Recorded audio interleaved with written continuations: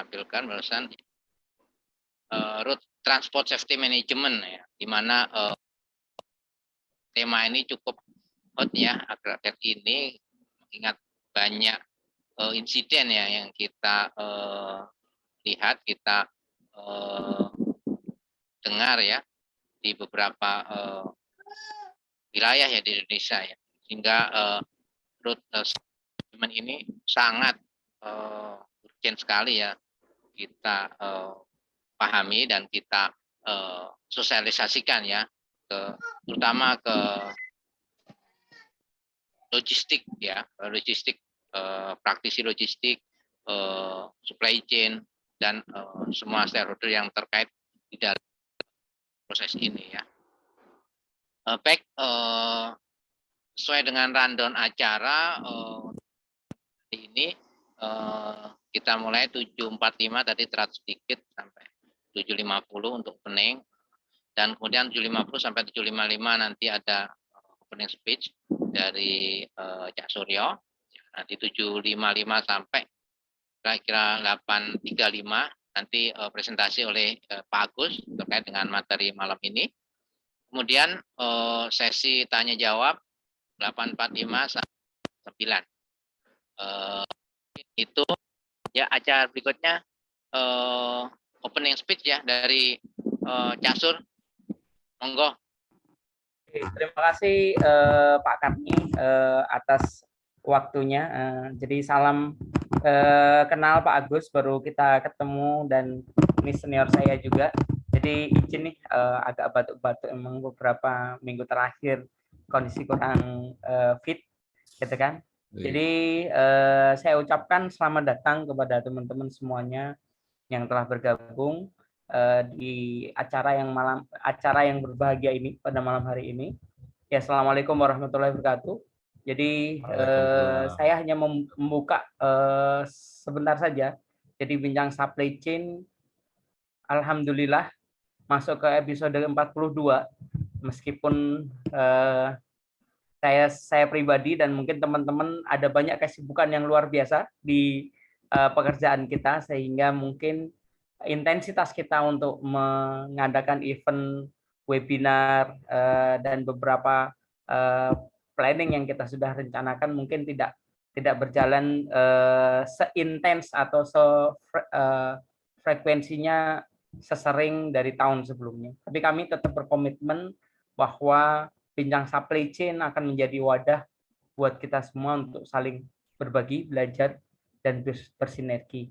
Harapannya ke depan adalah ini adalah akan menghadirkan ekosistem untuk para profesional di bidang supply chain ya, untuk berkontribusi terhadap kemajuan supply chain di Indonesia pada khususnya. Begitu aja, terima kasih buat Pak Agus dan Pak Sukarni atas waktunya, dan teman-teman semuanya silakan nikmati event yang sudah dihadirkan oleh tim PSC pada malam hari ini. Assalamualaikum warahmatullahi wabarakatuh. Waalaikumsalam warahmatullahi wabarakatuh. Terima kasih Cak Suryo atas opening speech-nya. Ya, secara langsung aja sesi berikutnya itu pemaparan dari Pak Agus terkait materi malam ini terkait dengan road safety management. Silakan Pak Agus. Baik, suara saya terdengar jelas ya? Ya, Pak Agus. Ya, jelas Pak Agus. Ya. Oke, baik. Assalamualaikum warahmatullahi wabarakatuh. Terima kasih Bapak semua, kalau saya lihat, atau mungkin ada ibunya, atas waktu dan kesempatannya. Jadi salam kenal, mungkin baru kali ini kita ketemu, dan memang kalau di bincang supply chain saya terus terang baru ikut kali ini Pak. Mohon izin buat Bapak Ibu sekalian, kita sama-sama belajar untuk bagaimana memberikan kontribusi terhadap dunia supply chain terutama. Dan dalam kesempatan ini izinkan saya sedikit sharing terkait dengan Road Transport Safety Management System. Jadi sini memang tadi sampaikan Pak Karni bahwa ini salah satu bagian dari ikhtiar kita. Semoga menjadi salah satu bagian dari ikhtiar kita untuk meminimalkan case-case kecelakaan, insiden yang menyebabkan terjadinya fatality di sekitar kita, termasuk apa yang kita handle sendiri. Oke. Ini sedikit perkenalan dari saya. Saat ini sebenarnya masih di third party logistik, salah satu perusahaan logistik yang menyediakan jasa logistik dari ekspor import, transport, warehouse, custom clearance, domestic freight forwarding untuk di Jakarta dan sekitarnya di seluruh Indonesia, tapi saat ini saya handle untuk di Cilegon. Nah, seperti tadi saya sampaikan, untuk tema kali ini kita mau ngobrol lah, kita ngobrolin masalah safety. Dan kalau kita lihat dari data statistik dari sumber Korlantas Polri maupun Dishub, itu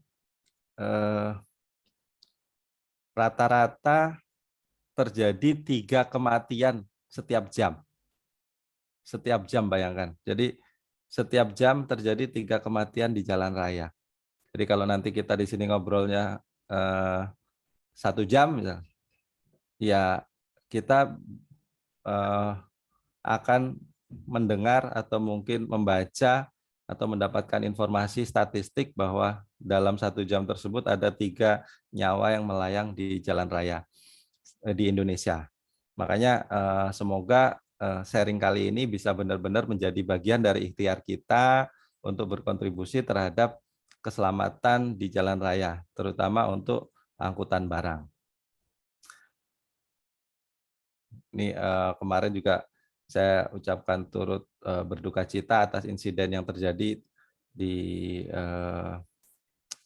terakhir-terakhir ini, beberapa case yang cukup mengenaskan lah, dan seharusnya bisa kita hindari. Bahwa kecelakaan itu sudah takdir ya, gitu. Tapi lagi-lagi yang kita usahakan adalah bagaimana ikhtiar kita maksimal supaya kemungkinan terjadinya kecelakaan tersebut bisa diminimalkan.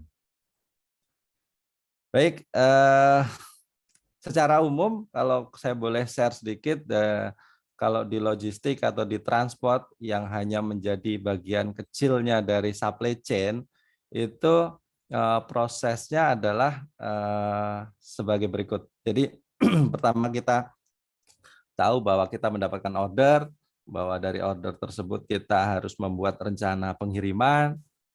Di dalam rencana pengiriman itu ada proses loading atau pemuatan, proses delivery-nya sendiri, kemudian unloading sampai nanti balik lagi ke pool atau ke tempat asal dan reporting. Namun tidak sesimpel itu, bahwa selama proses eksekusi dari transport itu banyak support-support yang lainnya yang dibutuhkan dan diperlukan untuk memastikan bahwa proses delivery tersebut bisa dilakukan secara aman, kemudian barangnya tetap juga kualitasnya terjaga dan produktivitasnya juga akan tercapai. Makanya ada proses-proses pendukung seperti pada saat proses plan delivery itu kita membutuhkan 2 hal utama sebenarnya. Yang kita harus prepare adalah bagaimana ketersediaan truk dan ketersediaan driver. Ketersediaan truk itu tidak sekedar ada truknya, tapi bagaimana kelayakannya itu sesuai dengan fungsinya, sesuai dengan barang yang dimuat, sesuai dengan barang yang akan dihandle, sesuai dengan perlengkapan yang dibutuhkan. Drivernya pun demikian, bahwa driver yang dibutuhkan itu tidak sekedar ada, tapi juga memenuhi kualifikasi yang dibutuhkan dalam kondisi yang fit, dalam kondisi yang siap menjalankan proses delivery. Makanya tidak sekedar hanya ada unit dan ada driver terus boleh jalan. tapi bagaimana memastikan bahwa truknya, drivernya itu fit to work, fit untuk menjalankan tugasnya. Nah, dalam kaitan dengan hal tersebut, tentunya banyak faktor yang harus kita pertimbangkan dalam menjalankan suatu proses transport atau delivery.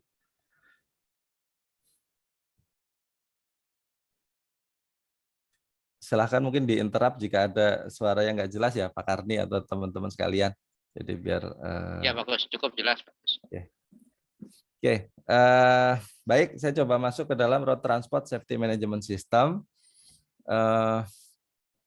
Jadi kita harus sepakati dulu, Bapak Ibu sekalian, teman-teman sekalian, bahwa pada dasarnya kita terjadinya suatu injury atau fatality atau accident yang menyebabkan kematian, itu sebenarnya hanyalah suatu efek dari sebuah sebab gitu. Dan yang menjadi sebab secara umum adalah suatu unsafe behavior atau perilaku yang tidak aman atau perilaku-perilaku lain yang tidak sesuai dengan standar keselamatan. Jadi baik itu perilakunya driver, baik itu perilakunya pengurus, baik itu perilakunya maintenance, ataupun even perilakunya dari manajemennya, manajemen transportnya.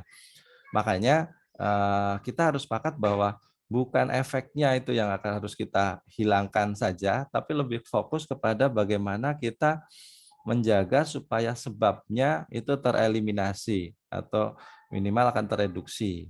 Dengan apa? Itu dengan adanya suatu standar yang jelas sebagai barrier atas perilaku yang tidak aman yang bisa menyebabkan terjadinya insiden ataupun injury. Nah, hal ini sama juga dengan ilustrasi gunung es ya, bahwa pada saat kita ada insiden, fatality ataupun disability, loss organ dan segala macam kejadian insiden lainnya, itu hanyalah yang tampak di permukaan, hanya sekedar yang terlihat di atas permukaan. Sementara secara overall terjadinya suatu insiden tersebut itu masih menyimpan tumpukan fenomena gunung es di mana hal-hal yang tidak terlihat itu jauh lebih banyak daripada apa yang bisa kita lihat. Misalnya hal-hal terkait dengan operation disiplin, bagaimana kedisiplinan kita menjalankan suatu operation, kemudian perilaku-perilaku yang tidak aman atau berada di kondisi yang beresiko, near miss atau hampir celaka yang terlihat, terlaporkan, atau tidak terfollow up, juga unsafe act atau unsafe condition yang juga kita temukan dalam aktivitas sehari-hari. Semua itu menjadi bagian dari yang kita harus fokuskan sebagai cause ataupun sebagai penyebab dari terjadinya insiden yang lebih fatal. Oke, kalau kita bicara road transport safety management system, sebenarnya ada 4 pilar yang kita bisa coba laksanakan sebagai bagian dari bagaimana kita memanage safety dari transportasi, yaitu dari safety manajemennya sendiri, kemudian driver manajemennya, kemudian dari journey manajemennya, dan juga vehicle management. Jadi keempat pilar tersebut menjadi satu kesatuan yang semoga jika kita jalankan dengan baik, dengan konsisten, bisa menjadi bentuk dari komitmen manajemen untuk menjalankan transport dan logistik industri secara aman. Untuk safety management sendiri, secara umum mungkin nanti masing-masing perusahaan pasti akan punya policy atau kebijakan yang berbeda. Namun secara umum di safety management adalah aturan-aturan internal terkait dengan bagaimana safety policy yang ada di perusahaan, kemudian bagaimana komitmen manajemen untuk menjalankan regulasi-regulasi yang ada dari pemerintahan, bagaimana standar-standar safety itu ada dan dilaksanakan di perusahaan. Kemudian dari sisi driver management itu akan meliputi proses sejak dari fase kebutuhan dan rekrutmen, kemudian bagaimana menjalankan training dan development-nya, dan juga setelah proses training dan development, bagaimana operation itu dapat memberikan suatu monitoring dan feedback yang clear terhadap bagaimana driver menjalankan proses kerjanya. Jadi tidak sekedar proses rekrutmen saja atau training saja atau development saja, tapi bagaimana operation benar-benar menjaga pada fase operasional dan memonitoring hingga semua requirement safety itu menjadi bagian yang dikontrol untuk para driver. Yang ketiga terkait journey management, ini kaitannya dengan bagaimana kita membuat planning terhadap suatu proses pengiriman atau proses logistik, dari mana ke mana, muatnya apa, peralatannya harus apa, ada resiko apa di jalan, bagaimana meminimalkan atau menghindari resiko tersebut, bagaimana kontrolnya, sampai kepada bagaimana waktu yang dibutuhkan untuk melakukan proses delivery dari order tersebut. Kemudian kalau kita ke vehicle management atau pilar yang keempat, itu terkait dengan masih ada kaitannya dengan standar-standar, tapi lebih kepada standar kendaraan. Cuma satu ini, tak?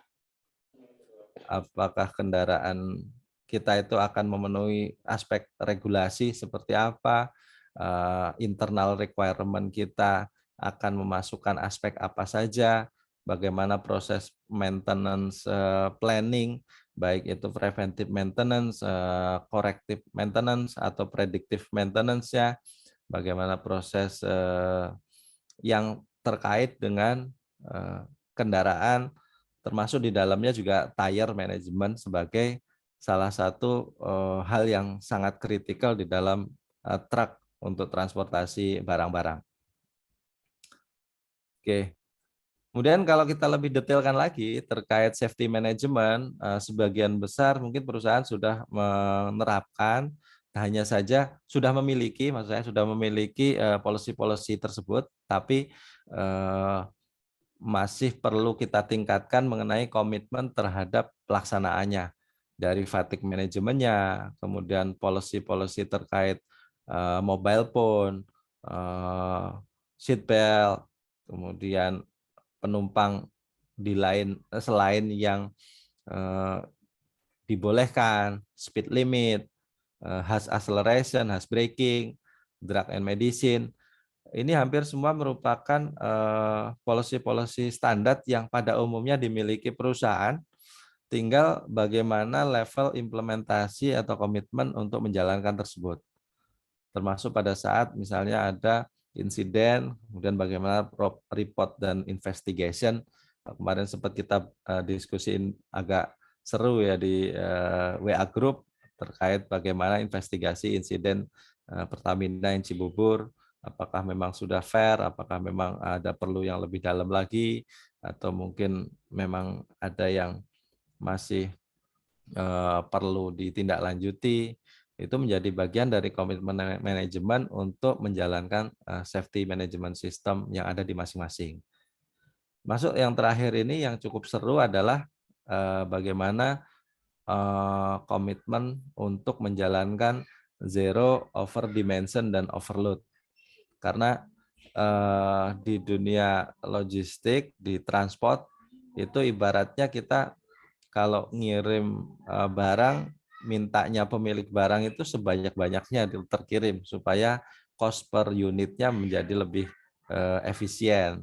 Jadi kalau bisa bawa 50 ton, kenapa hanya bawa 32 ton, misalnya seperti itu.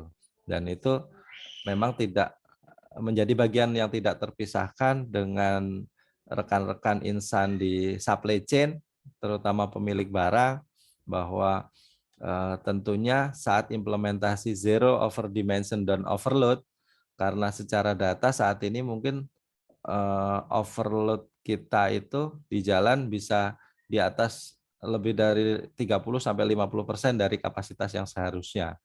Jadi bisa dibayangkan mungkin transport cost-nya seandainya itu akan dijalankan, itu akan menjadi sekitar mungkin 1,3 sampai 1,5 kalinya dari yang existing.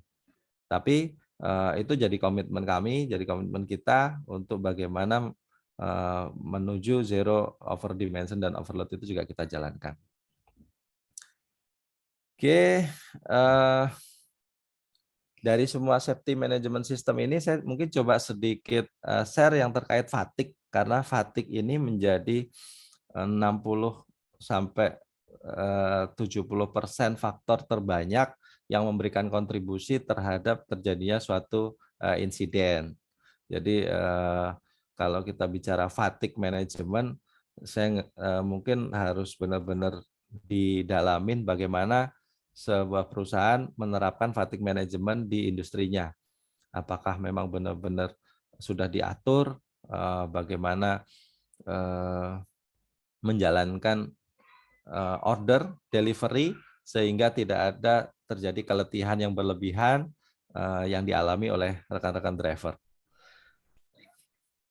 Nah, pada dasarnya fatigue itu adalah kondisi kelelahan yang ekstrim ya, baik secara yang diakibatkan oleh aktivitas fisik, kemudian ataupun mungkin pekerjaan yang terlalu berat gitu, atau mungkin juga kondisi badan yang sedang tidak full fit atau sakit, atau juga secara mental yang secara mental stres, kemudian dalam tekanan, tidak dalam kondisi yang cukup rileks, itu bisa menyebabkan teman-teman driver juga mengalami fatigue yang lebih cepat dari yang seharusnya. Tanda-tandanya dari konsentrasi yang menurun, kemudian refleksnya akan berkurang, kecenderungan untuk ngantuk dan tidur, koordinasi antara mata dan bagian tubuh yang lain itu menjadi tidak teratur, kurang tepat prediksinya, sehingga aktivitasnya kurang terkontrol. Hal itu tentu saja bisa menyebabkan fatal. Nah, prosesnya juga kita harus sadari bahwa dari proses awal berkendara, seorang driver itu pasti akan memiliki tingkat kesiapan yang cenderung menurun dengan berjalannya waktu. Dari yang 100% kita aware, kemudian sudah mulai kurang fokus atau terdistract, kemudian juga udah melamun atau kayak udah blong gitu, bahkan sampai ke micro sleep atau sleep. Dan pada 70 km per jam itu truk melaju dengan jarak hampir 20 meter per detik. Bayangkan kalau kita 20 meter per detik, hanya liapan mata kita ngelihat mungkin 2-3 detik, itu bisa 60 meter menghajar sesuatu yang tidak bisa dikontrol oleh driver. Itu dari sisi kecepatan. Belum lagi tambahan dari adanya momentum muatan truk yang puluhan ton. Itu akan menjadi salah satu penyebab semakin fatalnya jika suatu insiden terjadi terkait dengan angkutan barang. Nah, adapun fatigue management itu harus melingkupi suatu ukuran yang komprehensif untuk proses yang komprehensif untuk membuat suatu ukuran, kemudian mereduce-nya dan memanage resiko fatigue yang terjadi untuk driver ataupun employee ataupun pekerja. Policy-nya juga harus jelas, risk assessment-nya harus dilakukan, training dan awareness-nya ditingkatkan, dan proses monitoringnya juga dijalankan. Nah, beberapa hal terkait fatigue management policy, misalnya roster driver, kalau kita di karyawan jelas misalnya 12 jam kerja maksimal, 8 jam lembur 4 jam. Sebenarnya secara aturan di driver pun juga sudah clear bahwa maksimum waktu kerja driver adalah 12 jam. Termasuk ada continuous driving yang harus 4 jam, harus berhenti 30 menit minimal, atau kalau yang di PM60 yang terbaru itu 2 jam, harus istirahat 15 menit, dan sehari hanya boleh 12 jam, kemudian berapa hari boleh continuously bekerja, misalnya 6 hari, nggak boleh sampai hari ke-7, harus sudah off, kemudian kalau hari ini kerja, sebelum besok bekerja lagi harus sudah istirahat berapa jam, itu tergantung bagaimana perusahaan mau mengeksplor bagaimana fatigue management diterapkan di masing-masing transportasinya. Nah, driving working hours ini juga menjadi bagian dari hal yang harus di-manage di fatigue management, dan juga secara kesehatan, health standard, medical check up, karena kadang ada satu penyakit yang memang agak susah terdeteksi, tapi itu bisa menjadi penyebab fatigue, yaitu sleep apnea.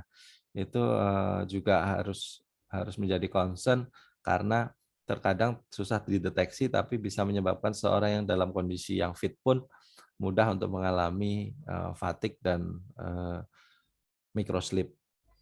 Kemudian sehari-harinya dilakukan proses fit to work, memastikan bahwa walaupun sudah istirahat cukup, sudah bekerja tidak lebih dari 12 jam, sudah istirahat, makan juga teratur, tapi pas saat itu apakah fit untuk menjalankan pekerjaannya atau tidak.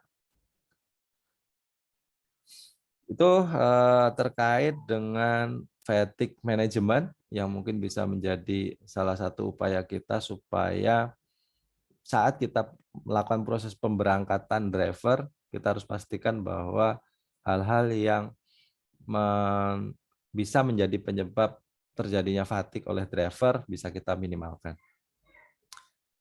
Oke, yang kedua driver management. Nah, proses driver management itu seperti tadi saya sampaikan dari proses rekrutmen, training and development, kemudian operation dan monitoring.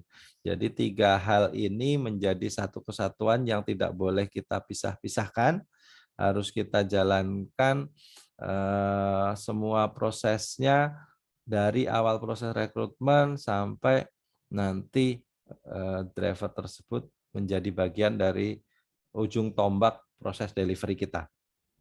Nah, proses rekrutmen harus juga kita sadari bahwa hampir sama seperti karyawan, kita juga punya requirement yang jelas. Kalau kita harus membawa trailer 40 feet, SIM-nya harus SIM apa, kemudian usianya harus berapa, pengalaman mengemudinya apa, kesehatannya bagaimana. Itu harus menjadi bagian-bagian yang harus kita tentukan di awal bagaimana suatu project transport itu memiliki requirement yang memadai terkait dengan proses rekrutmen driver. Kemudian dari sisi aplikasinya juga, application atau lamarannya, kalau dari kami sedikit share praktisnya lebih banyak menggunakan driver get driver ataupun rekomendasi dari karyawan atau rekomendasi dari rekan-rekan kerja dari yang seprofesi, misalnya dari Aptrindo atau Organda. Jadi selain ada proses rekrutmen yang secara luas kita umumkan untuk proses rekrutmen driver, kita juga menggunakan jalur-jalur informasi rekomendasi karena sangat biasa mereka tahu bagaimana perilaku, terutama perilaku secara psikologis, bagaimana keseharian dari driver tersebut. Jika kita menggunakan sistem rekomendasi atau informasi driver get driver. Dan kita juga bisa lihat bahwa kalau driver itu bagus, biasanya mereka akan punya komunitasnya dengan driver-driver lain yang setipe. driver itu jujur, driver itu punya komitmen, juga mereka biasanya akan punya teman-teman driver-driver lain yang punya sifat yang mirip-mirip lah itu. Jadi itu sangat membantu sekali pada saat proses rekrutmen. Selain proses administratif kita juga harus lakukan, dan juga teori maupun praktek yang diteskan kepada driver-driver atau calon driver baru. Oke, kemudian dari training and development juga kita komit untuk menjalankan proses-proses dari induction. Kita lebih banyak fokus kepada company value kita yang kita jalankan, yang kita jaga apa, kemudian defensive driving, kemudian secara operation. Kadang-kadang kalau kita ngelihat sudah ada driver yang sudah B2 umum, proses rekrutmennya terus kemudian langsung disuruh menjalankan order. Tidak, itu menjadi satu bagian penting untuk mereka bagaimana memahami customer, memahami kendaraan, memahami pola operasi masing-masing project. Karena event kami dalam satu perusahaan pun banyak perbedaan-perbedaan dari sebuah project di customer yang berbeda. Dan itu akan memberikan penekanan-penekanan yang berbeda terhadap bagaimana driver berperilaku dan requirement-nya. Termasuk tadi juga fatigue management kita sharekan, rollover prevention, product knowledge-nya, dari apa barang yang dibawa dan bagaimana handling-nya. Terus untuk special training yang lain juga dijalankan untuk cargo handling, kemudian dangerous good atau material handling equipment yang dibutuhkan. Kadang driver kita ada yang selain membawa truk, tapi juga butuh requirement untuk bisa membawa forklift saat proses unloading, yaitu kita harus juga jalankan proses pelatihan dan sertifikasi yang dibutuhkan. Oke, dan tentunya lagi-lagi komitmen manajemen, apakah sampai selevel apa kita akan menjalankan proses training dan development-nya itu, bagaimana kita memfasilitasi proses meningkatkan awareness dan kesadaran driver terhadap safety, quality, dan productivity tadi. Jadi baik dari sisi fleet manajemennya, APD simulation-nya, kita ada juga hologram induction, training room yang memadai, sampai ke driving simulator dan learning board yang kita usahakan untuk memvisualkan semua informasi di lapangan sehingga lebih mempercepat proses memahamkan driver yang baru bergabung dengan kami. Masuk di lapangan juga kami punya area-area khusus yang untuk melakukan simulasi. Kita juga ada proses learning dari insiden, dan itu menjadi bagian dari proses training dan development untuk new driver. Di operation dan monitoring tidak kalah pentingnya setelah driver direkrut, di training, di develop, tapi juga harus dikontrol di lapangan, di operation, toolbox meeting, briefing, debriefing, kemudian pre-delivery check, post-delivery check, fit to work, attendance-nya mereka, driving working hours, violation yang dilakukan, overspeed, HA, HB, fatigue, itu harus konsisten dijalankan sesuai dengan bagaimana policy dari masing-masing perusahaan, masing-masing manajemen. Dan tentu saja implikasinya adalah adanya recognition dan punishment, di mana driver kita akan memiliki semacam scorecard, raport bagaimana prestasi mereka di operation selama sebulan berjalan, selama 3 bulan, selama 1 semester, dalam 1 tahun. Itu menjadi monitoring dan evaluasi untuk rekan-rekan driver.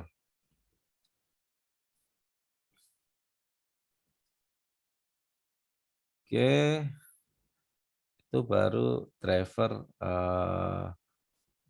manajemen. Kemudian, nah ini nggak kalah penting juga akan saya sedikit share mungkin terkait dengan bagaimana kita harus memahami rekan-rekan driver kita bahwa dalam komunitas 100% driver itu ada saja yang mereka sangat resistan terhadap suatu perubahan atau suatu aturan atau suatu standar. Ada yang memang udah ikut saja tapi langsung ikut di awal, atau ada yang malah mempelopori gitu. Nah, disitulah kita harus mengenal masing-masing driver kita benar-benar seperti bagaimana kita mengenal karyawan. Jadi walaupun mereka statusnya mitra, walaupun mereka statusnya mungkin bukan karyawan atau mungkin hanya vendor, tapi akan sangat membantu jika kita bisa mengenal kepribadian mereka terpola kemana, sehingga pada saat kita melakukan suatu proses coaching, konseling, mentoring, itu bisa tepat sesuai dengan apa yang mereka butuhkan. Oke, yang ketiga, waktunya mohon diingatkan ya Pak Karni, takut ada kelewat. Masih 10 menitan lagi bagus. Baik. 5. Oke. Baik, yang ketiga, pilar yang ketiga adalah terkait journey management. Jadi journey management plan itu tidak sekedar ada, yang pertama harus ada dulu, tapi harus adanya apa? Road plan, planning kita akan melakukan delivery itu dari mana ke mana, lewat mana saja, kemudian ada hazard apa saja, ada resiko apa saja, bagaimana kontrolnya, kemudian juga ada informasi bagaimana driver itu memiliki driving plan dan rest plan-nya dari rute tersebut. Berkendara berapa jam, istirahat di mana, berkendara lagi, istirahat di mana, dan total working hours-nya akan berapa. Dan kita juga harus memastikan bahwa JMP itu tidak sekedar ada, tapi juga dipahami oleh tim operation itu sendiri, sehingga pada saat ada driver yang baru, karena mungkin driver tidak baru, sudah lama, tapi di rute tersebut belum familiar atau mungkin masih jarang atau sudah pernah tapi sudah lama gitu. Itu pentingnya JMP ini dipahami oleh tim operation yang memberangkatkan driver, sehingga pada saat ada driver baru yang atau driver lama yang tidak terlalu memahami rute yang dibutuhkan bisa dijelaskan sebelum proses pemberangkatan, sehingga ada diskusi di sana dan untuk meminimalkan keraguan di driver untuk rute tersebut. Sehingga ujungnya adalah bagaimana understanding driver terhadap rencana perjalanan yang akan ditempuh, resiko-resikonya dan kontrolnya. Oke, ini sedikit gambaran tentang bagaimana kami mendevelop journey management plan tersebut. Oke, nah yang terakhir adalah terkait vehicle management.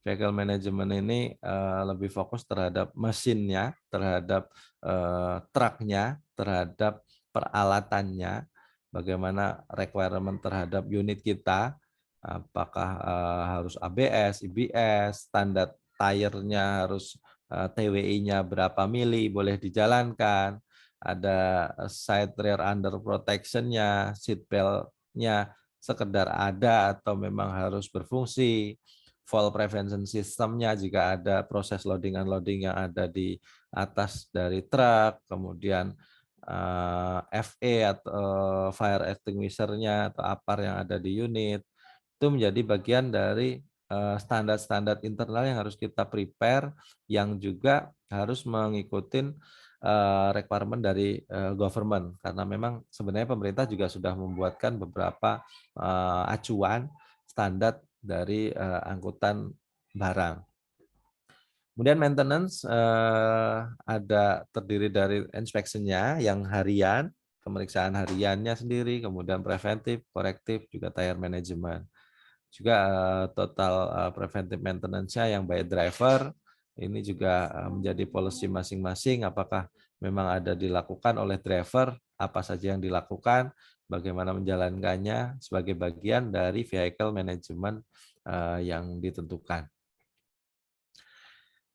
Nah, dari semua yang pilar tersebut, kita harus memahami bahwa secara safety kita pada dasarnya di semua level, di semua bidang pekerjaan, di semua bisnis, bahwa awalnya kita berada pada zona reaktif di mana safety itu merupakan natural insting. Kalau misalnya panas ya nggak dipegang gitu.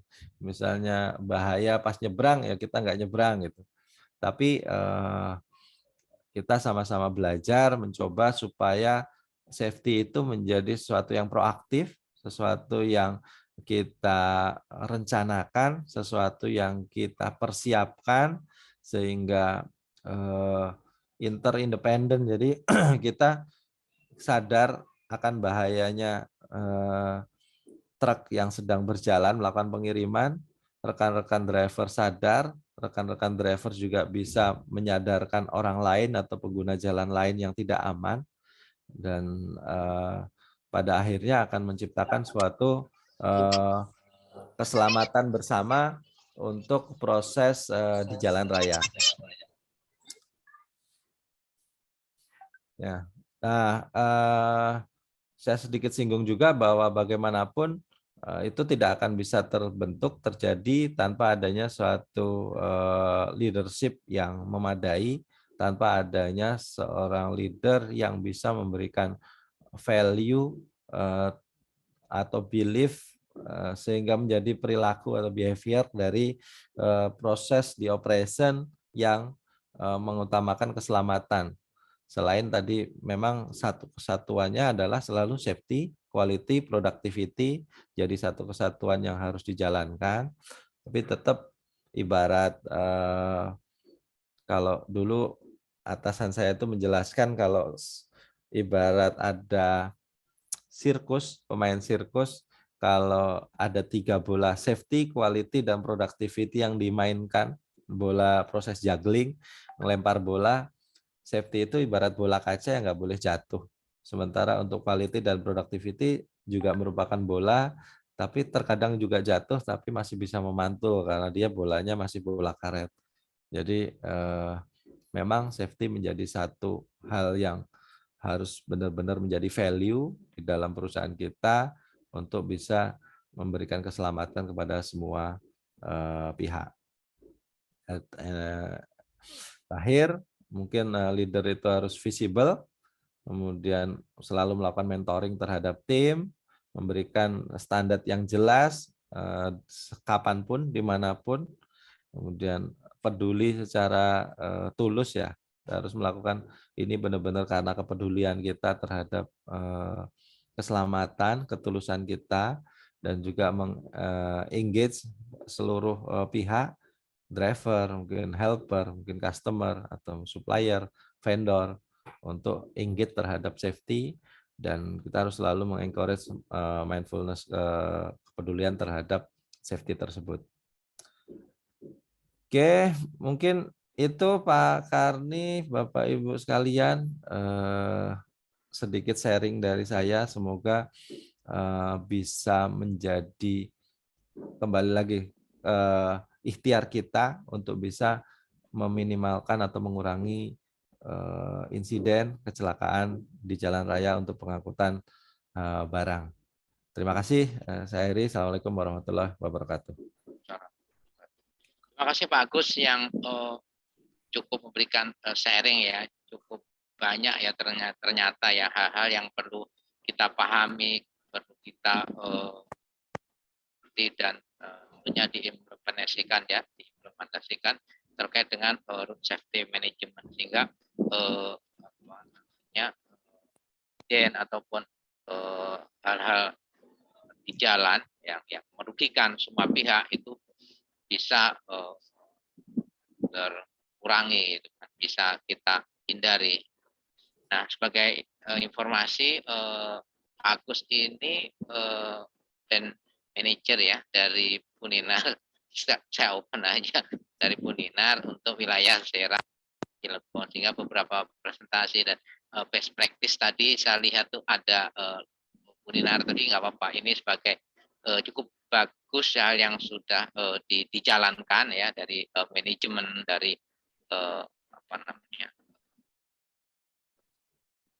tim di Puninar. Mungkin itu mungkin ada yang diskusi ya, boleh, karena di sini nggak ada, mungkin bisa langsung dulu. Ada yang ingin ditanyakan dari presentasi yang disampaikan Pak Agus tadi? Kita lihat. Oh.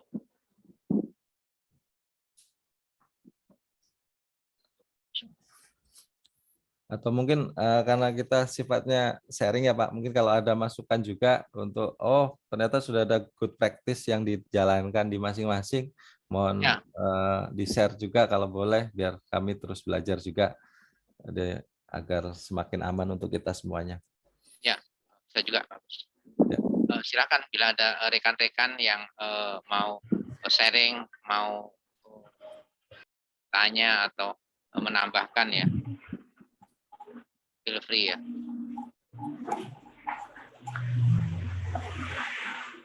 Nah ini di chatbox mulai ada, bagus ya.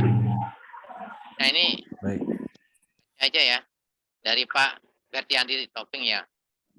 Bagaimana membangun budaya safety di Uninar? Nah ini terkait dengan culture, bagus, budaya safety di Uninar. Mungkin bisa di ya. Langsung aja Pak Karni atau? Ya langsung, bagus, langsung.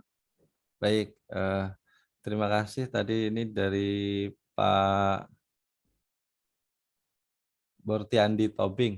Ya, mungkin betul. Jadi memang namanya budaya itu tidak terbentuk 1-2 bulan, 1-2 tahun, dan memang event di Puninar sendiri di kami juga memiliki banyak proyek Pak, banyak proyek, dan kami akui juga bahwa budaya safety itu secara internal kami mungkin juga memiliki standar-standar yang sudah cukup komplit, tapi tidak semua customer juga memberikan standar yang ketat terhadap safety requirement. Artinya kita harus bermain di dalam kondisi minimum requirement-nya kita, kemudian ditambah dengan kuatnya requirement dari customer, itu sangat membantu.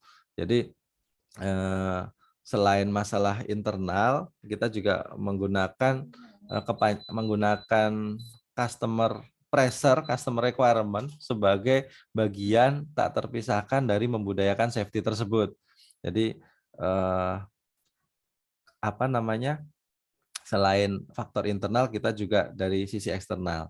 Nah, kalau di internalnya sendiri, tadi juga sempat saya sampaikan, yang utama adalah dari sisi leadernya Pak, bahwa bagaimana sebuah budaya safety itu terbentuk, itu benar-benar harus melihat bagaimana leader berprinsip, bersikap, berkomitmen terhadap safety-nya. Jadi kalau misalnya leader sendiri tidak terlihat sebagai seseorang yang membudayakan safety, ya kita hanya bermimpi jika berharap safety itu membudaya di perusahaan kita. Jadi kembali kepada dari top down, budaya itu harus dibentuk sebagai suatu value yang diinternalisasikan ke dalam kegiatan sehari-hari. Nah, bagaimana kami memaksa para tim, leader, juga operation untuk bisa paksa rela lah, awalnya paksa rela, harus paksa rela supaya membudayakan safety. Ya salah satunya misalnya setiap hari harus melakukan toolbox meeting. Toolbox meeting ini hampir fokus utamanya ya hanya safety. Kita setiap toolbox meeting, setiap daily toolbox itu 90% bahasannya adalah masalah safety. Baik itu sharing dari driver, baik itu sharing dari karyawan, dari helper, atau arahan-arahan terkait dengan keselamatan. Kemudian proses briefing, debrief itu juga mostly ngingetin masalah sudah istirahat belum, kondisinya fit atau tidak. Jadi lagi-lagi masalah safety. Pre-delivery check juga sama. Ujung-ujungnya adalah bagaimana aman dan proses pemuatannya itu terencana. Jadi salah satu yang membuat orang merasa aman adalah pada saat semua kerjaannya itu terencana dengan baik. Jadi harus sudah tahu bahwa, oh nanti muatnya di mana, yang dimuat apa, peralatannya apa. Itu kalau nggak kita beritahukan dari awal juga akan memberikan rasa was-was kepada teman-teman driver. Ini mau muat apa, nanti yang dimuat pakai peralatan apa, gitu.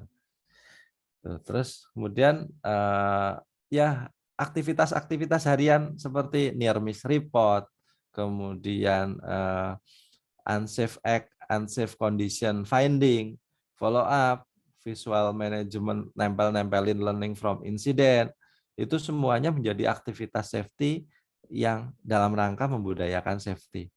Apakah cukup? Nggak cukup, Pak. Selalu tidak cukup untuk kita menjalankan safety tersebut. Tidak akan pernah cukup dan akan terus-menerus butuh perbaikan-perbaikan berkelanjutan untuk membudayakan masalah safety. Mungkin itu, Pak, dari saya.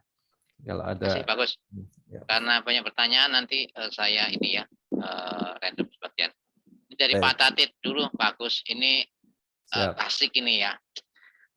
Bagaimana meyakinkan pentingnya perawatan berkala ke driver dan pengelolanya untuk menghindari kecelakaan karena biasanya terbentur cost, isu cost maintenance. Jadi bagaimana ceritanya intinya murah tapi selamat gitu, murah tapi Iya. aman. Ya. Ya. Ya, makasih Pak Karni pertanyaannya Pak. Jadi betul kalau misalnya kita merawat kendaraan secara baik, benar, itu butuh biaya. Tapi apakah mahal? Kalau bisa saya bilang, itu jauh lebih murah daripada suatu kecelakaan atau insiden. Kalau kita bisa menganalisa terjadinya satu insiden, kecelakaan di jalan, walaupun unit kerja diasuransikan, walaupun barangnya diasuransikan, nyawa yang hilang nggak akan terukur besarnya. Kendaraan yang hilang mungkin bisa diganti. Waktu yang hilang bisa dihitung. Reputasi perusahaan yang hilang itu juga menjadi bagian penting yang harus di monetize, dihitung juga sebagai bagian dari resiko. Jadi memang apakah mahal? Mahal kalau kita hanya bilang short term, tapi kalau kita bicara long term, perawatan yang baik terhadap kendaraan itu menjadi bagian value dari perusahaan. Nah, salah satu yang harus dilakukan manajemen dari kami adalah kalau untuk preventive maintenance, kami sebelum melakukan, jadi gini, secara sistem akan nge-lock, Pak. Jadi kalau misalnya kita ada punya order, kemudian order itu harus dijalankan oleh truk nopol A sekian, drivernya namanya si X, si nopol tersebut tidak akan bisa dirilis, tidak akan diberikan surat perintah kerja jika dia masih misalnya preventive maintenance yang harus dilakukan di kilometer 10.000 dia belum lakukan. Itu interlock terhadap sistemnya. Itu menjadi satu sistem supaya ya kalau nggak di preventive maintenance ya nggak boleh jalan unitnya. Itu preventif. Kemudian kalau yang korektif, kemudian yang sifatnya perbaikan-perbaikan ringan, itu tentu saja menjadi bagian yang kita tekankan ke rekan-rekan driver.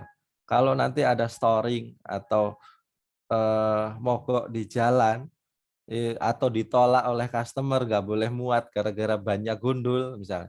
Itu yang susah juga driver sendiri. Teman-teman driver nggak boleh memaksakan juga pada saat memang nggak layak jalan, kita nggak akan izinkan untuk jalan. Mungkin gitu singkatnya Pak Karni, Pak Oke, tadi. lanjut bagus. Ya. Nah ini pertanyaan terkait subkon nih dari Pak Jonar. Bagaimana kita mengelola kendaraan dari terkait dengan monitor berat safety selama proses pengiriman. Dan mungkin disambung juga mungkin karena ada kaitannya ya, dan driver management yang sumbernya dari outsource atau daily worker ya. Ya, oke, itu mungkin maksudnya itu kali ya. Driver tapi dari outsource atau daily worker, vehicle driver. tentunya tadi unit ya. Oke, bagus. Baik, terima kasih. Wah, ada Pak Arta Nugraha Jonar nih, senior saya nih beliau. Selamat malam, Pak. Oke, izin sharing sedikit, mungkin kaitan dengan vendor, ya betul. Jadi vendor manajemen itu apa ya? Pada dasarnya kita yakin semuanya berharap safety standar yang ada di perusahaan kita itu juga sama dengan apa yang diimplementasikan oleh vendor. Nah, adapun proses yang kami lakukan adalah pada saat pertama kali assessment terhadap vendor, itu minimum requirement-nya juga harus sudah kita sampaikan, bahwa mereka harus punya GPS misalnya, bahwa GPS itu pada saat proses pengiriman untuk order kita dibolehkan untuk mengakses, terus kemudian requirement terhadap drivernya, kompetensinya harus misalnya harus sudah defensive driving dapat, mungkin kalau ada butuh B3 dapat, itu menjadi requirement awal saat assessment terhadap new vendor. Itu harus sangat dilakukan. Selain assessment terhadap perusahaan vendor itu sendiri. Jadi vendor yang kita gunakan juga bukan vendor yang hanya vendor yang hanya punya truk tapi manajemennya tidak punya safety system yang memadai. Kita berusaha ke arah sana, Pak, walaupun memang belum 100% ideal. Terus kemudian pada saat monitoringnya seperti apa? Tadi yang saya sampaikan, kalau misalnya kita punya vendor yang sudah partnership, itu GPS-nya juga menjadi bagian yang kita monitoring. Kami memiliki CMT, Control Monitoring Tower, yang juga mengontrol eksekusi dari pengiriman unit-unit kita dan juga unit-unit yang dijalankan oleh vendor. Cuman memang intensitasnya tentu jauh berbeda antara unit kita dan unit vendor, karena mereka juga tidak sekomplit, terkadang punya fasilitas yang tidak sekomplit yang kita miliki.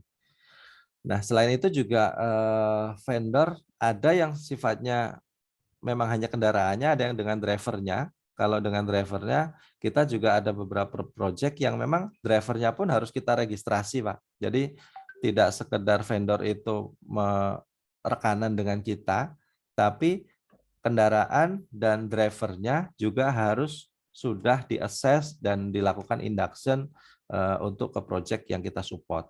Jadi tidak bisa diganti sembarangan gitu, Pak, untuk unit vendornya. Mungkin itu Pak Arta, Mbak Karni. Ya. Oke, bagus. Terima kasih. Mungkin sharing atau pertanyaan berikutnya terkait dengan odol mungkin Pak Agus. Ini cukup hangatkan juga ini, dan sudah cukup lama ya peraturan zero odol ini. Tapi tarik menarik. Nah, ini terkait dengan safety management, tertarik dengan prinsip zero odol dari Pak Sumanta ya. Bagaimana win-win solution antara kepentingan owner, barang yang ingin semaksimal mungkin bisa terangkut, mengingat cost per unitnya akan rendah, dengan concern penyedia jasa angkutan barang agar tetap safety. Ya.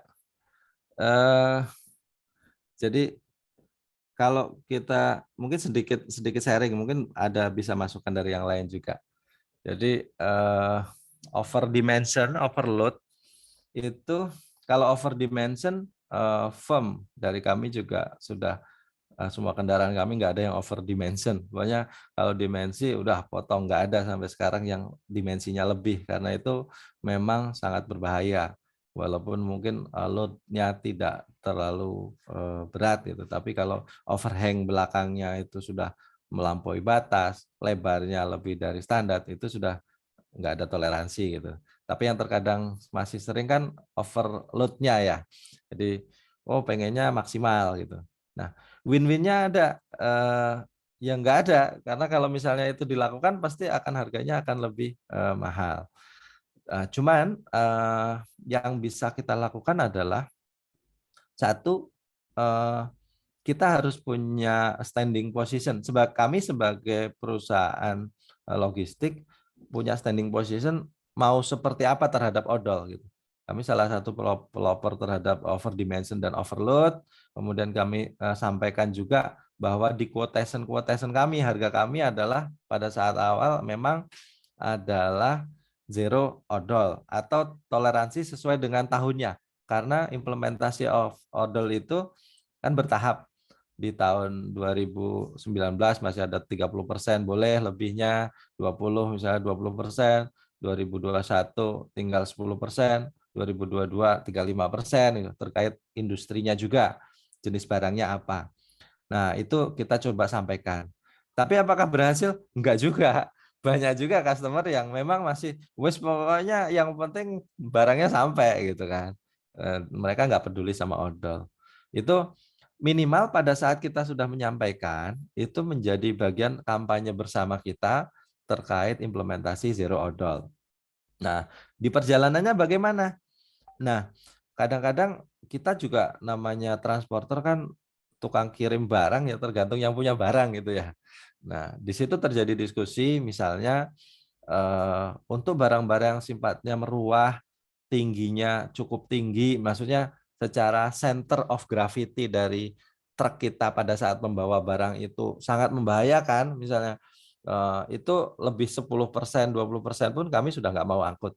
Tapi misalnya pada saat barangnya memang over load, misalnya harusnya kapasitas 35 ton, kemudian ya harus diangkut 45 ton. Tapi ternyata dia barangnya flat, kemudian tingginya hanya 10 cm, 15 cm, terus jaraknya juga akan cukup dekat. Itu menjadi bagian yang kami pertimbangkan untuk memberikan toleransi terhadap implementasi zero odol. Jadi implementasinya memang tebang pilih ya, jadi masih berdasarkan risk manajemen yang kami lakukan. Jadi kami melakukan risk assessment, barangnya apa tipenya, berbahaya, lebih berbahaya mana kalau misalnya zero ada overload-nya yang harus dijalankan, karena dia tinggi, meruah, bahaya ambruk, kita over sedikit pun nggak boleh gitu. Tapi kalau misalnya ada pertimbangan lain, bisa kita jalankan. Cuman yang jelas pengennya ya nggak over dimension overload, tapi tidak semuanya bisa ideal ke sana. Mungkin itu Pak Karni, Pak Sumanta. Oke, Pak. Ini dari Pak Wahyudi ya terkait dengan driver vehicle management tadi bagus. Tadi ada TPM dan 360 degree. Mungkin Ya. bisa lebih didetailkan bagus dua TPM tadi ya. Ya, sebenarnya kalau untuk masalah itu 360 kan kayak kita hanya memutari pada kebijakan bahwa sebelum menjalankan unit kita harus memutari unit tersebut, memastikan di depan tidak ada penghalang, samping kanan kiri belakang juga free sebelum kita naik dan menjalankan kendaraan. Kemudian termasuk harus mengklakson sebelum start kemudian.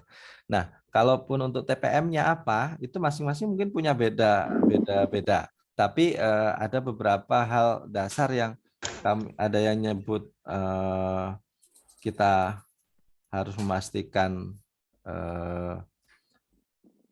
singkatan kami ada yang singkatan ada balok, misalnya. Balok itu ada bannya harus layak, itu yang pertama. Kemudian A-nya administratifnya, jadi harus pastikan surat-surat sudah komplit, kemudian masih berlaku baik SIM maupun STNK-nya. Kemudian liquidnya, apa cairan-cairan yang terkait dengan unit yang bisa dilihat secara kasat mata harus dipastikan memang masih ada, memadai. Kemudian O-nya nggak boleh ada oli-oli yang netes atau bocor gitu. Jadi itu hal-hal yang simpel yang sama seperti kita punya kendaraan sendiri lah. Kita punya kendaraan, apa yang harus kita lihat, terutama lampu-lampu harus nyala, terus kemudian oli oli mesin harus kita cek, oli rem gitu misalnya. Jadi bagian-bagian kalau untuk driver adalah yang terlihat secara kasat mata dan bisa langsung mereka justifikasi ini layak jalan atau tidak. Tapi kalau misalnya yang terkait dengan engine, mesin, dan electrical lainnya oleh maintenance, bukan oleh driver. Ini tuh Pak. Oke, terima kasih Pak Agus. Ini ke Pak Zahra ya, terkait dengan road plan ya. Dalam perspektifnya, metode apa yang optimal untuk menentukan road plan? Mungkin ini road hazard mapping ya, atau journey di journey manajemennya itu Pak Agus. Mungkin bisa dijelaskan metode apa yang optimal? Ya, kondisi ideal ya tetap harus in cab. Yang in cab itu in cabin, dari tim safety dan tim operation yang senior berjalan bersama driver melakukan proses in cabin, menelusuri area yang dituju. Tapi biasanya kami sebelum melakukan langsung dengan truk komersial, dengan truk yang untuk pengiriman barang dilakukan dahulu oleh tim dengan kendaraan kecil dulu untuk melakukan assessment tanpa kendaraan besar. Jadi benar-benar ditelusuri satu persatu sampai ke titik di mana barang itu dibongkar. Dan jadi tidak sekedar di jalannya, tapi juga di dalam area pabrik customer-nya. Apakah bisa semuanya? Kadang kami pun juga tidak melakukan semuanya karena sebagian rute juga sudah overlapping dengan rute yang lain, hanya dilakukan di ujung-ujungnya yang tambahannya. Misalnya perusahaan A dari Cilegon ke Cikarang, perusahaan B juga sama dari Cilegon ke Cikarang. Tapi di Cilegon Cikarangnya jalur utamanya kan sama, tapi jalur bedanya hanya di area kawasannya. Misalnya yang satu kawasan industri Hyundai, yang satu kawasan Jababeka gitu. Jadi hanya melakukan in-cap dan assessment di lapangannya di jalan ke arah Jababekanya dan ke arah Hyundai-nya. Kira-kira seperti itu yang kami coba lakukan. Terus di kondisi yang paling minimum lagi, terkadang kami juga memiliki unit yang memiliki kamera. Jadi berdasarkan pengalaman dari kendaraan lain yang sudah melewati rute tersebut gitu. Itu kita juga terkadang kami lakukan untuk mereview journey management yang sudah kami miliki. Ini tuh Pak Karni. Oke, mungkin satu lagi pertanyaan terakhir, ini agak pesimis, tapi Pak Agus mungkin bisa memberikan optimisme ya dari Pak Rahmat Basuki. Implementasi di lapangan sebenarnya tidak semudah seperti teori yang disampaikan Pak Agus, karena memerlukan effort yang cukup besar. Bagaimana solusi atau kiat-kiat yang telah dilakukan untuk mengatasi situasi tersebut? Gimana kiat-kiatnya Pak Agus? Wah, beliau ini salah satu guru saya nih Pak Karni, nih Pak Basuki. Jadi ya terima kasih Pak Basuki. Mungkin yang bisa kami share ya kiatnya adalah kita harus cerewet Pak. Kita harus cerewet aja pokoknya. Kita cerewet terhadap standar dan harus menunjukkan bahwa kita memang peduli gitu. Secara sincere, secara tulus kita peduli terhadap keselamatan. Itu leader-leader yang bisa menciptakan climate atau iklim yang seperti itulah yang insya Allah akan memberikan nuansa keselamatan di operasionalnya. Jadi ya kayaknya kita harus cerewet terus, kita harus peduli terus, kita jangan bosan terhadap kondisi yang tidak sesuai dengan standar, dan di sisi lain kita juga harus memiliki wawasan yang cukup, informasi yang memadai, pengalaman di lapangan yang banyak supaya bisa memberikan influence juga ke manajemen bahwa safety itu tidak sekedar masalah policy, tapi bagaimana implementasi policy tersebut disupport oleh manajemen. Jadi ke bawahnya kita harus komit, peduli, cerewet, ke atasnya kita juga harus jualan safety ini Pak, jualan bahwa memang ini tuh kebutuhan dasar. Kalau kebutuhan dasar aja manajemen abai atau lalai, ya gimana kita mau berharap dengan kebutuhan yang lain gitu.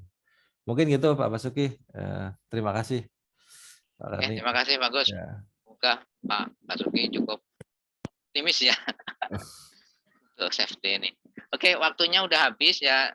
Untuk acara terakhir saya serahkan ke Pak Edi untuk terkait dengan penyerahan sertifikat pemateri dan moderator, foto bersama dan nanti closing. Silakan.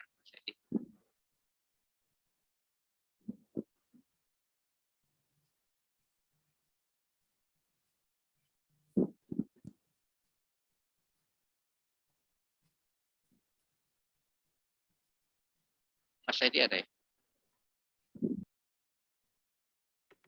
Halo Pak, kayaknya Mas Edinya terputus ini Pak. Oh, Mbak Zahra aja ya. Iya, boleh Zahra aja yang foto. Oke deh. Oke, di sini ada 2 slide. Slide pertama, bisa dibuka open cam semuanya. Ya. Oke. Oke, foto ya. Saya ambil gambar. Oh, belum. Oke, ditunggu dibuka kameranya. Oke, 1, 2. 1, 2, 3. Oke, slide berikutnya. 1, 2, 3. Oke, Pak. Terima kasih semuanya. Terima kasih.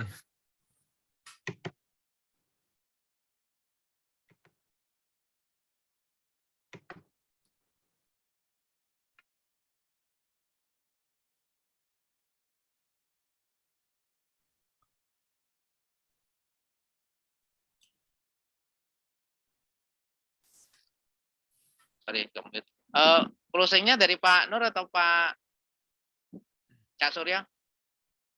Nggak tahu, Cak Sur masih ada nggak? Kak Patuk tadi. Ya, nggak apa-apa lah.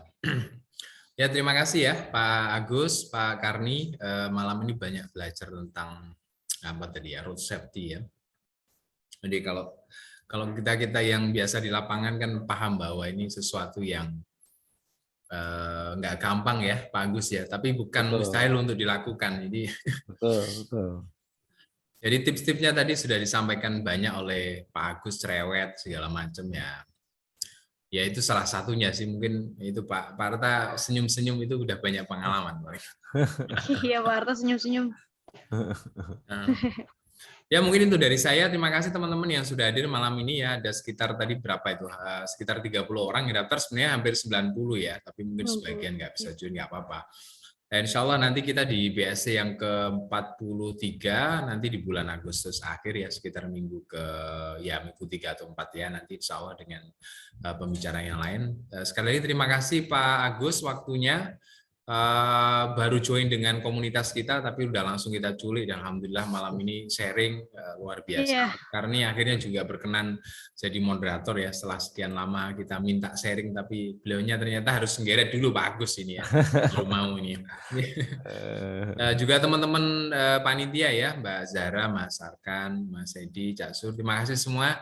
Saya tutup, terima kasih. Assalamualaikum warahmatullahi wabarakatuh. Malam. Waalaikumsalam warahmatullahi wabarakatuh. Terima kasih. Terima kasih Pak semuanya. Agus, terima kasih Pak Karni atas Terima waktunya. kasih. Terima kasih. Terima kasih semuanya. Ya.